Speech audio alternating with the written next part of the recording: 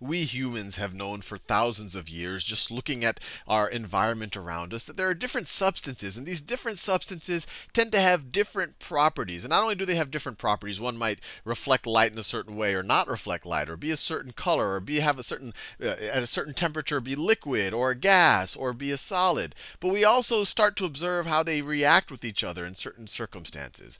And here's pictures of some of these substances. This right here is carbon, and this is in its graphite form. This right here is lead.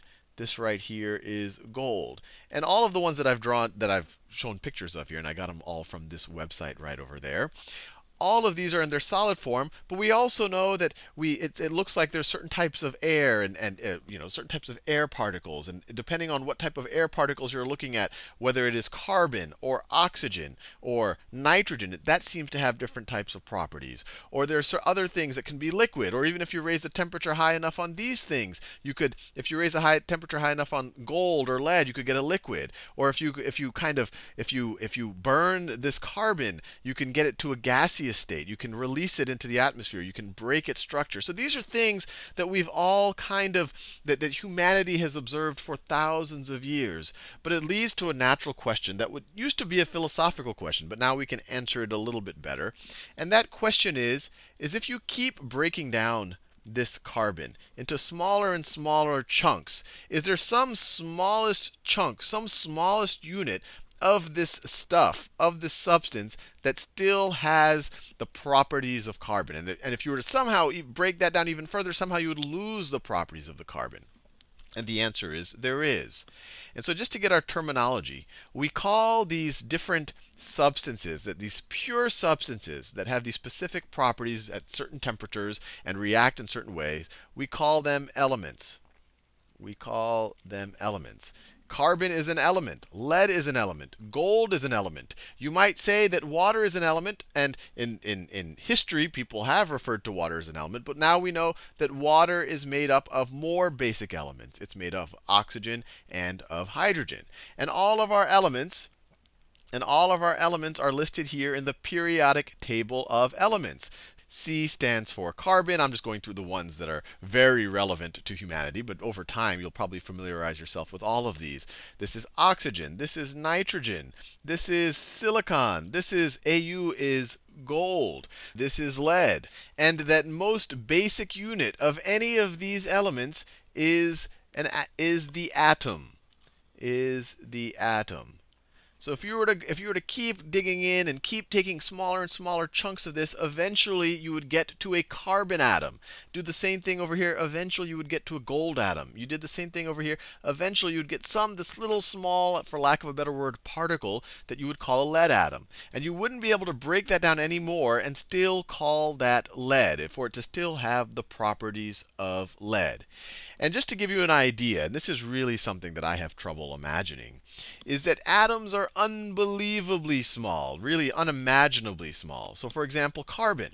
My hair is also made out of carbon. In fact, most of me is made out of carbon. In fact, most of all living things are made out of carbon. And so if you took my hair, and so my hair is carbon. My hair is mostly carbon. So if you took my hair right over here, and my hair isn't yellow, but it contrasts nicely with the black. My hair is black, but if I did that, you wouldn't be able to see it on the screen. But if you took my hair here, and I were to ask you, how many carbon atoms wide is my hair? What is the So if you took a cross section of my hair, not the length, the width of my hair, and said, how many carbon atoms wide is that?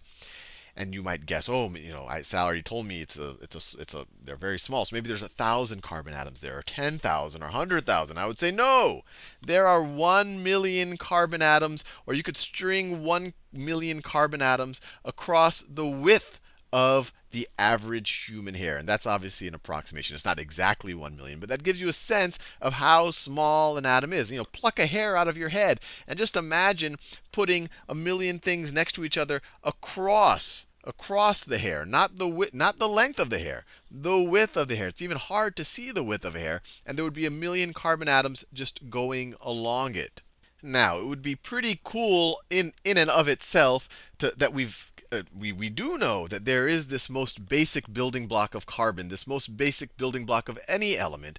But what's even neater is that those basic building blocks are related to each other. A carbon atom is made up of even more fundamental particles. A gold atom is made up of even more fundamental particles, and they're actually defined by the arrangement of those fundamental particles. And if you were to change the number of fundamental particles you have, you could change the properties of the element, how it would react, or you could even change the element itself. And just to understand it a little bit better, let's talk about those fundamental elements. So you have the proton. You have the proton. And the proton is actually the number of protons in the nucleus of an atom. And I'll talk about the nucleus in a second. That is what defines the element. So this is what defines an element. When you look at the periodic table right here, they're actually written in order of atomic number. And the atomic number is literally just the number of protons in the element. So by definition, hydrogen has 1 proton. Helium has 2 protons. Carbon has 6 protons. You cannot have carbon with 7 protons. If you did, it would be nitrogen. It would not be carbon anymore. Oxygen has 8 protons. If somehow you were to add another proton to there, it wouldn't be oxygen anymore. It would be fluorine. So it defines the element. It defines the element. And the atomic number, the number of protons, and remember, that's the number that's written right at the top here for each of these elements in the periodic table. The number of protons is equal to the atomic number. Is equal to the atomic number. And they put that number up here because that is the defining characteristic of an element. The other two constituents of an atom, I guess we could call it that way, are the electron, and the neutron. And the model you can start to build in your head, and this model, as we go through chemistry, we'll see it'll get a little bit more abstract and really hard to conceptualize. But one way to think about it is you have the protons and the neutrons that are at the center of the atom. They're the nucleus of the atom. So for example, carbon, we know, has 6 protons. So 1, 2, 3, 4, 5, 6. Carbon-12, which is a version of carbon, will also have 6 neutrons. You can have versions of carbon that have a different number of neutrons. So the neutrons can change, the electrons can change. You can still have the same element. The protons can't change. If you change the protons, you got a different element.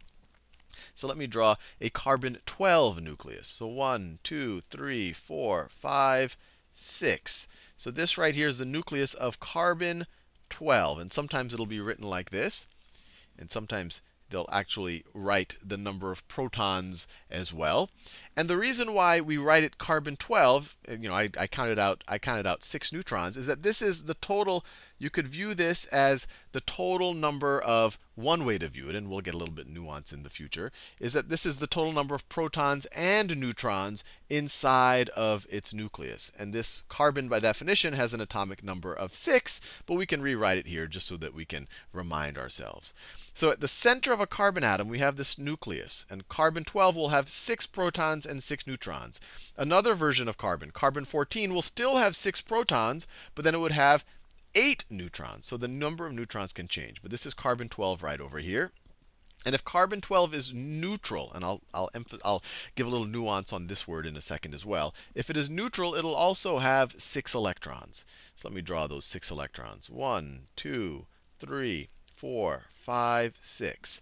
And one way, and this is maybe the first order way of thinking about the relationship between the electrons and the nucleus, is that you can imagine the electrons are kind of moving around, buzzing around this nucleus. One model is you could kind of thinking of them as orbiting around the nucleus, but that's not quite right. They don't orbit the way that a planet, say, orbits around the sun. But that's a good starting point. Another way is they're kind of jumping around the nucleus, or they're buzzing around the nucleus. And that's just because reality just gets very strange at this level, and we'll actually have to go into quantum physics to really understand what the electron is doing. But a first mental model in your head is at the center of this atom, of this carbon-12 atom, you have this nucleus. you have this nucleus right over there, and these electrons are jumping around this nucleus. And the reason why these electrons don't just go off away from this nucleus, why they're kind of bound to this nucleus and they form part of this atom, is that protons have a positive charge, and electrons have a negative charge. And it's one of these properties of these fundamental particles. When you start thinking about, well, what is a charge fundamentally other than a label, and you start to get kind of deep. But the one thing that we know when we talk about electromagnetic force is that unlike charges attract each other. So the best way to think about it is protons and electrons, because they have different charges, they attract each other. Neutrons are neutral. So they're really just sitting here inside of the nucleus, and they do affect the properties on some level of some of these for some atoms of certain elements. But the reason why we have the electrons not just flying off on their own is because they are attracted. They are attracted towards the nucleus, and they also have an unbelievably high velocity. It's actually hard for, and we start touching once again on a very strange part of physics once we start talking about what an electron actually is doing. But it has enough, it's, I guess you could say it's jumping around enough that it doesn't want to just fall into the nucleus, I guess is one way of thinking about it. And so I mentioned carbon 12 right over here, defined by the number of protons. Oxygen would be not defined by having 8 protons.